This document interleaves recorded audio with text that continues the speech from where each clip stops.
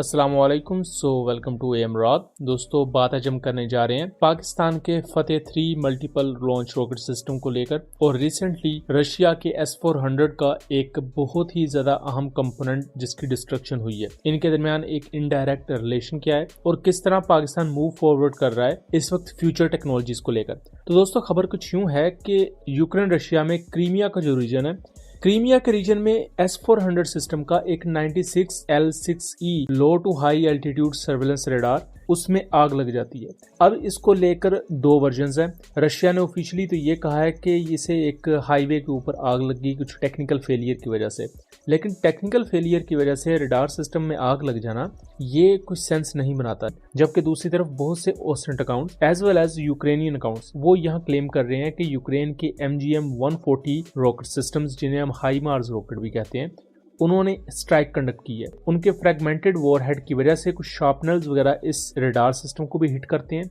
जिसकी वजह से इसमें आग लग जाती है। अब ये वो चीज है जो काफी ज्यादा प्रैक्टिकल भी है और समझ भी आती है, क्योंकि अगर डायरेक्टली रॉकेट लगा होता है इस पूरी व्हीकल को तो ये व्हीकल डिस्ट्रॉय हो चुकी होती, लेकिन यहाँ इसको आग लगी हुई है और माइनर डैमेजेस भी देखे जा सकते हैं। तो यहाँ ये कहा जा सकता है कि रॉकेट सिस्टम के शार्पनर्स वगैरह लगे हैं, यानी कि उसके टुकड़े टूटने के बाद लगे हैं, या अगर फ्रेगमेंट बेस्ड वॉरहेड था तो उसके बॉम्बलेट्स वगैरह इस पर गिरे हैं, जिसकी वजह से रेडार पर आग तो लग गई और ये रेडार रिडंडेंट हो चुका है, काबिल इस्तेमाल नहीं है।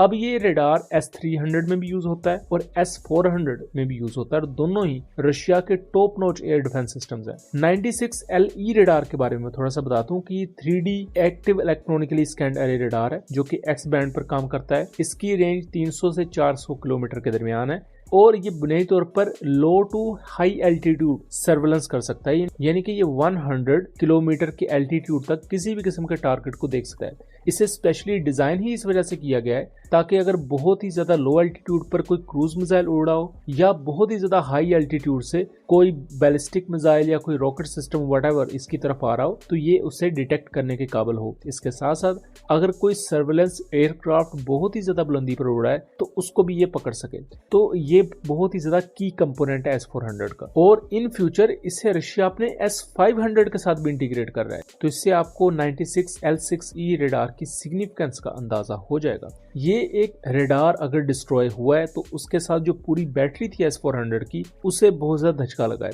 क्योंकि जब तक आपका इतना ज्यादा इंपॉर्टेंट रेडार सर्वेलेंस मोड में आपको डाटा प्रोवाइड नहीं करेगा कि आपके दुश्मन किस जगह पर है, तो आप अपने मिसाइल्स को फायर करने के काबिल नहीं रहते। और एक बैटरी के नकारा होने से डायरेक्टली मतलब ये है कि आपके जो 32 S-400 के मिसाइल्स रेडी टू लॉन्च हालत में मौजूद थे वो फायर नहीं किए जा सकते। सो इससे अंदाजा आप लगा सकते हैं कि यूक्रेन ने कितने स्मार्टली यहाँ जस्ट रेडार को टारगेट किया, बजाय कि वो हर मिसाइल लॉन्चर को निशाना बनाते उन्होंने मेन रेडार को हिट किया। और यहाँ जिस MGM-140 रॉकेट को यूज किया गया है इसकी मैक्सिमम रेंज 250 किलोमीटर है दोस्तों, और इसे अमेरिका ने बुनियादी तौर पर एड के तौर पर यूक्रेन को दिया हुआ है। इवन दो कि इस वक्त यूक्रेन पर रशिया हावी हो चुका है, उसकी कुछ वजूहात है कि एक तो अमेरिका ने यूक्रेन को एड देनी बंद कर दी है, उसके साथ साथ इंटेलिजेंस शेयरिंग भी महदूद कर दी है, जिसकी वजह से रशिया को बहुत ज्यादा एज है। लेकिन स्टिल ये सब एडवांटेज होते हुए भी ये रशिया का S-400 सिस्टम डिस्ट्रॉय हुआ है दोस्तों।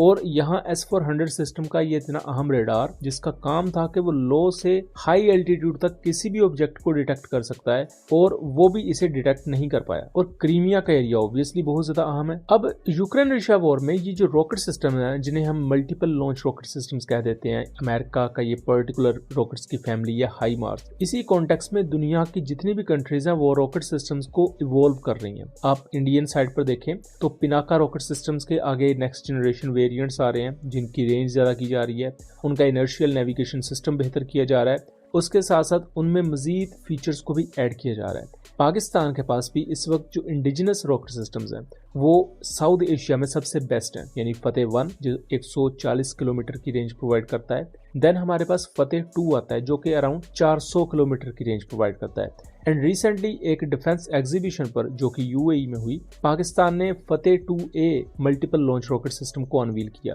जो कि एक ही वक्त में फतेह 1 और फतेह 2 मल्टीपल लॉन्च रॉकेट सिस्टम्स के मिसाइल्स को कैरी कर सकता है। उस पर डिटेल वीडियो हमने बनाई हुई है, लिंक मैं डिस्क्रिप्शन में दे दूंगा। अब रिसेंट रिपोर्ट्स के मुताबिक पाकिस्तान ने फतेह 3 की डेवलपमेंट को स्पीड अप कर दिया है। पाकिस्तान जल्द से जल्द कोशिश कर रहा है कि फतेह 3 को भी इंडक्ट किया जाए। उसके टेस्टिंग ट्रायल्स सबसे पहले करने के लिए फतेह 3 के प्रोटोटाइप्स को डेवलप किया जाए एंड देन उन पर अगर ट्रायल्स ये मुकम्मल होते हैं, कंप्लीट हो जाते हैं सक्सेसफुली, देन उन्हें इंडक्ट किया जाएगा। फतेह 3 इस फतेह सीरीज का थर्ड वेरिएंट होगा जो कि फतेह 2 से ज्यादा रेंज रखता होगा। फतेह 2 की 400 किलोमीटर रेंज के मुकाबले में फतेह 3 की रेंज 500 से 550 किलोमीटर बताई जाती है। इवन दो अगर फतेह 2 मल्टीपल लॉन्च रॉकेट सिस्टम को भी देखा जाए तो ये 400 किलोमीटर की रेंज के साथ इस साउथ एशिया के रीजन में longest range multiple launch rocket system है दोस्तों। अब वो अलग बात है कि पाकिस्तान इंडिया के कॉन्टेक्स्ट में इन्हें रॉकेट सिस्टम्स कहा जाता है, लेकिन तुर्किया में ये जो रॉकेट सिस्टम्स हैं जैसे बोरा मिसाइल है, इस तरह के दूसरे जो प्रोजेक्टाइल्स हैं, उनकी रेंजेस 250, 280, 300 किलोमीटर है, लेकिन वो उसे प्रॉपर बैलिस्टिक मिसाइल ही कहते हैं। सो आप फतेह 2 को या फतेह सीरीज को भी मिसाइल की तरह ही ट्रीट कर सकते हैं। खास तौर पर फतेह 2 को लेकर एक अहम चीज निकल कर सामने आई थी कि पाकिस्तान इनमें मल्टीपल किस्म के वॉरहेड्स को यूज करेगा, जिसमें फ्रैगमेंट बेस्ड वॉरहेड्स भी मौजूद थे। एंड फतेह 3 में हमें मल्टीपल दूसरी वैरायटीज भी वॉरहेड की नजर आएंगी। इसका इनर्शियल नेविगेशन सिस्टम और उसके साथ साथ जीपीएस बेस्ड जो गाइडेंस है उसे मजीद बेहतर किया जाएगा, ताकि जो सर्कुलर एरर प्रोबेबिलिटी है इन रॉकेट सिस्टम्स की उसे मजीद कम किया जाए, जिससे इनकी पिन पॉइंट एक्यूरेसी और ज्यादा बेहतर हो सकेगी। जहां इस वक्त यूक्रेन रशिया वॉर में सबसे ज्यादा डिसएडवांटेज में जो आर्मर रहा वो टैंक्स थे कि टैंक्स को लॉटरिंग म्यूनिशन से टेक डाउन किया जा रहा था, रॉकेट सिस्टम्स की स्ट्राइक उन पर की जा रही थी। वहीं दूसरी तरफ आर्टिलरी, जिनमें खास तौर पर गाइडेड आर्टिलरी यानी मल्टीपल लॉन्च रॉकेट सिस्टम, ये बहुत ज्यादा कारगर साबित हुए।